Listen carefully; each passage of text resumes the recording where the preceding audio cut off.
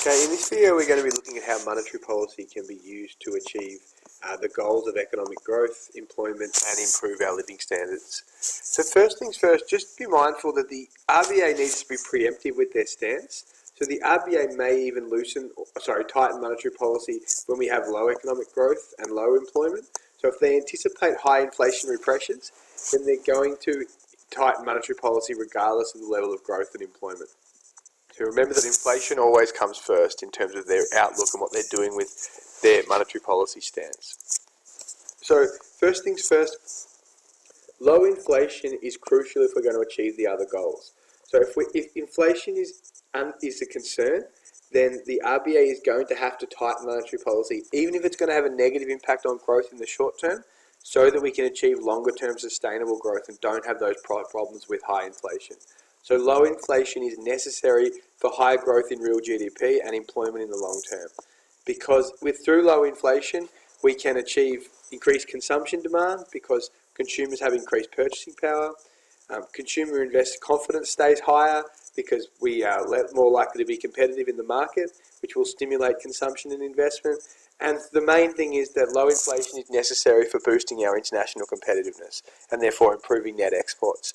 So without inflation, we're not going to be able to achieve the other goals in the long term. So inflation is always the first thing on our mind, or the RBA's mind, when setting their stance. Low inflation is a precondition for higher growth in real GDP and employment. Okay, and I talked about these three things in the last slide. These things are all critical to why low inflation is important for our growth in the long term. There's a trade-off between inflation and growth. So higher interest rates may be used to constrain short-term growth so that we don't experience inflation, but a tightening of monetary policy can be important for growth in the long term.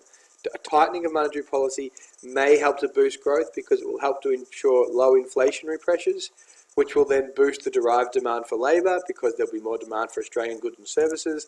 This will help to reduce unemployment and increase growth in the economy. So a tightening of monetary policy today can create conditions that allow for growth and potentially a loosening of monetary policy in the future. Lower growth today, through a tightening of monetary policy, may be exchanged for increased growth in the future. So there is a trade-off. If we choose to use an expansionary monetary policy stance, potentially that can lead to more inflation in the future, and therefore that can have negative implications for our growth. So there's a trade-off between short and long-term economic growth and employment. During recessions, we may use an expansionary policy to try and heat up the economy and boost growth in the short term. If we take it too far, though, that can lead to long-term inflationary pressures in the economy. So we need to be careful, even in a recession, in using expansionary policies because it can have negative long-term effects.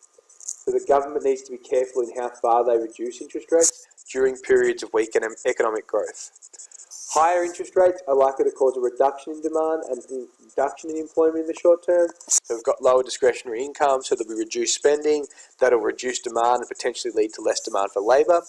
However, once the RBA positions the economy where we experience low inflation, that should help to allow strong and sustainable growth over time. So through containing inflation, we can generate an environment that's conducive to strong demand for labour, strong employment and reducing the unemployment rate. So there may be a trade-off between short-term growth and long-term growth. We may need to be contractionary in the short term in order to keep inflation under control. That should create an environment for more long-term sustainable growth.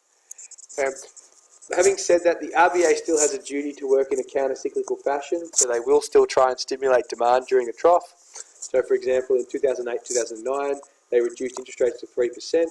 This helped to lower the cost of credit and boost discretionary incomes.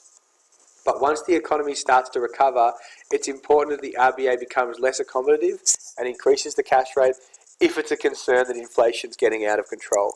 They need to act quickly because inflation has damaging impacts on our living standards.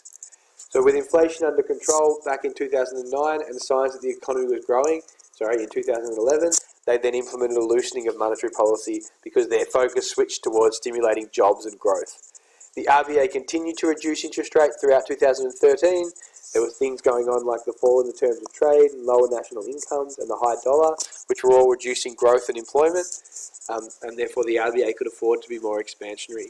They've continued this stance to the current rate of 1.5%. They've only been able to do this, though, because we've had an extremely low inflationary environment, often below our target range. That's been caused by a spare capacity in the labour market and has allowed the RBA to focus on their secondary goals of full employment and strong and sustainable growth, only because inflation's under control. If that was a concern, then they wouldn't be worried about the other two. That would become their primary concern.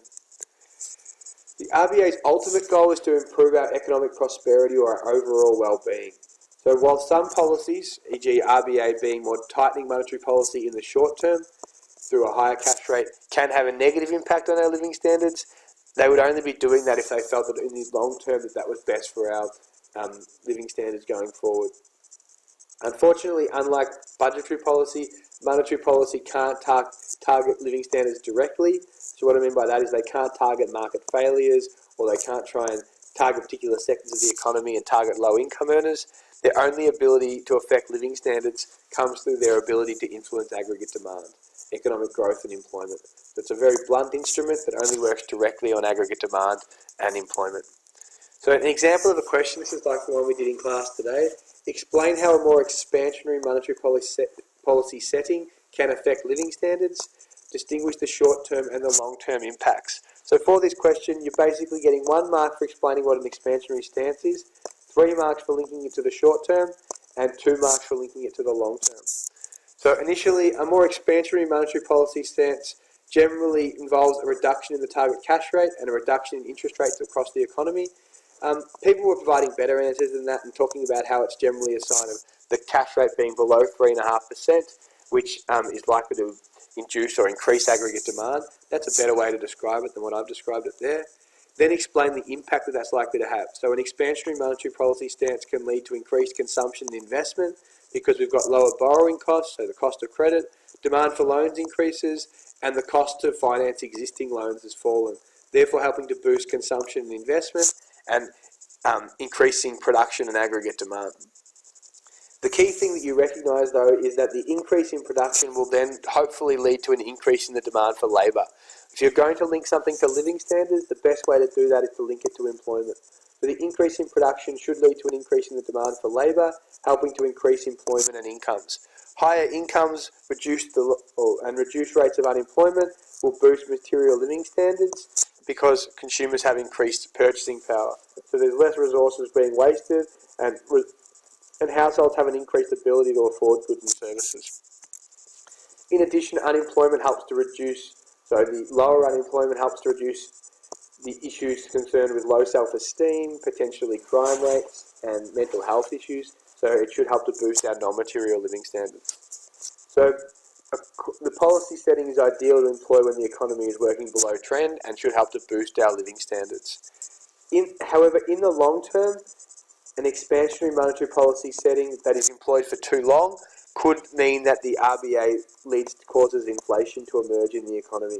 If inflation increases above unacceptable levels, this can lead to a deterioration in living standards because it can lead to high inflation, which stifles economic growth, reduces our international competitiveness, can increase unemployment, and therefore have damaging impacts on our purchasing power and our non-material living standards. So within this question, you've talked about what an expansionary stance is, you've linked it through the channels to how it impacts growth, then you link it to unemployment, which is really critical, and then talk about the potential negatives in the long term. A contractionary monetary policy would be the opposite. You would talk about what that means, link it to the negative implications for employment through the channels, then talk about the potential long-term benefits because it keeps inflation under control.